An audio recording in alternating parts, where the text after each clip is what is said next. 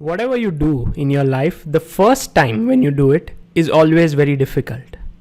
Over the last few years, I have interviewed just about every top player in the world of chess. But when it was the first time when I had to interview the world champion Magnus Carlsen, it was quite a difficult task for me. It happened at the Qatar Masters in 2015, where I myself was one of the players. Carlsen was playing the tournament, he was the top seed, and Magnus, after facing a very difficult playoff, managed to win the tournament against Yu Yang. He was naturally elated and he was in the press room. I was somewhere outside and I was looking at him. There were many journalists who had gathered around him trying to interview him. In that, I felt I would never get an opportunity to talk to the world champion. But somehow he finished all his interviews and he was just standing there. A very meek voice blurted out, "Magnus, I'm from ChessBase, can I take your interview?" And it was at that point Magnus just nodded his head. He was very cooperative and he said, "Why not?" And this is what my first interview with Magnus looked like 5 years ago.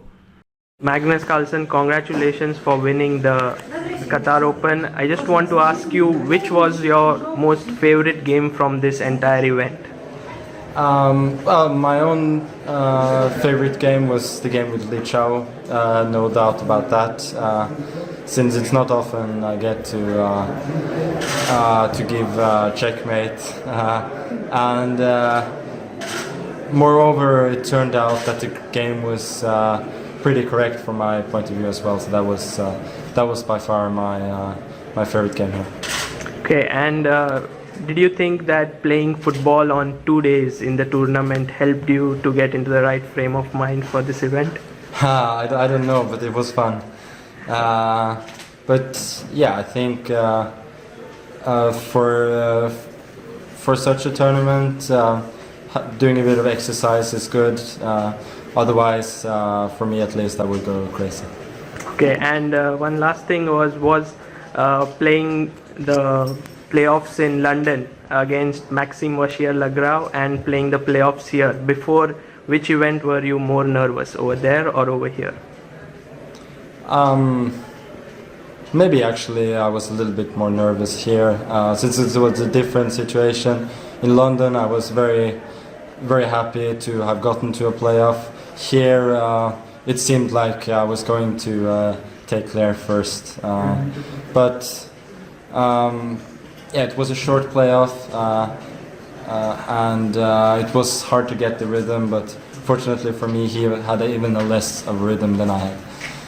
And as the new year comes to an end, are there any new year resolutions for 2016 for you? No, not really. It's easier when you end the year on a high note, then you don't have to change much. Okay, thank you. So that was the interview, around 3 minutes, but for me it was very special. You could see how Magnus made special effort to keep the interview lively. He was smiling, he was answering questions in depth. It was very sweet of him to do that.